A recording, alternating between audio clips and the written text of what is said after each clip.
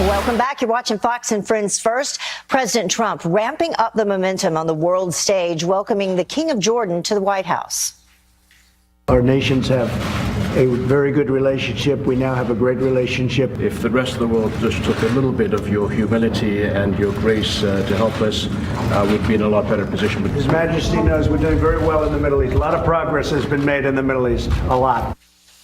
With Jordan helping provide stability in the Middle East, could this pave the way for the so-called deal of the century between Israel and the Palestinians? National security and military analyst Dr. Rebecca Grant says yes, and she joins me now to explain. Good morning. How are you doing?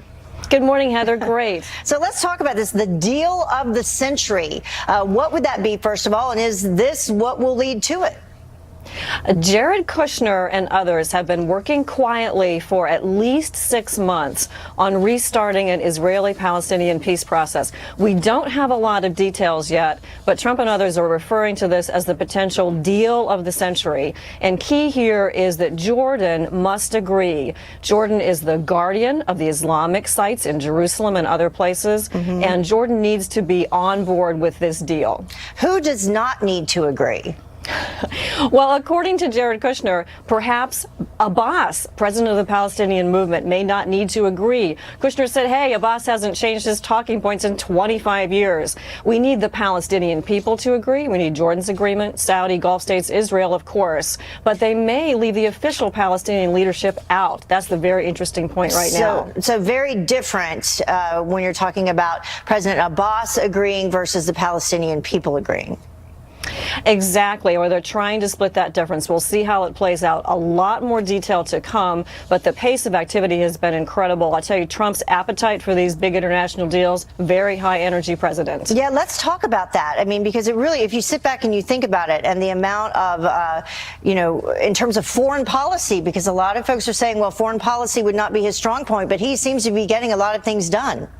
Oh, President Trump, natural diplomat, and his style is so different. He wants to sit down with the world leaders. He doesn't care about the so-called optics. He wants to shake their hands, look them in the eye, put out the controversial ideas, and see how they react. That's his style. Yeah, so let's talk about that. John Bolton heading to Moscow tomorrow. Is he laying the groundwork for this potential Putin-President Trump summit? And what would the benefit be of that meeting? Well, all indications are they are talking about a potential summit, which Trump offered up back in the March-April timeframe.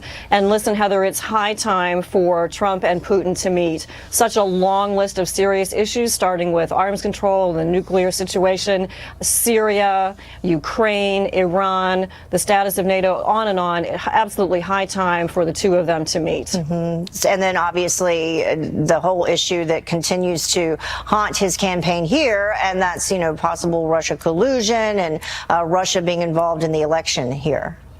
Russia is messing around with all the Western democracies. Make no mistake about that.